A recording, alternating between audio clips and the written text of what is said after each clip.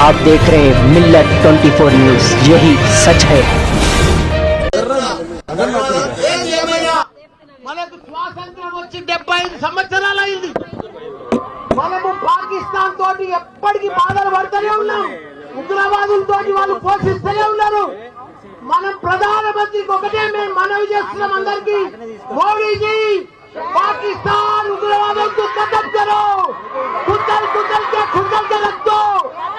एक जिंदगी में फिर अपना भारत का तरफ नहीं देख रहा वो लोग। उग्रवादों को पूरा पाकिस्तान ప్రపంచంలో చిత్రపటంలోనే పాకిస్తాన్ కనిపిస్తుంది. మనం 75 సంవత్సరాల నుండి బాధ పెడుతున్నారు. మనం ఇక భరించలేము, మనం ఇక ఓపిక లేదు మనకు. మన సైనికులు మన ఎంతో మంది ప్రాణాలు కోల్పోయారు. ఈ రోజు కూడా మన తెలుగు బిడ్డ మురళీ నాయక్ గారు చనిపోయారు. ఆయనకు కూడా పెద్ద ఎత్తున సంతానం. మనం ఎంత ఇచ్చినా ఆయన లోటు తీర్చలేము. ఆయన కుటుంబానికి కూడా చెప్తున్న మనం మాత్రం ఇప్పుడు వదిలేదే లేదు.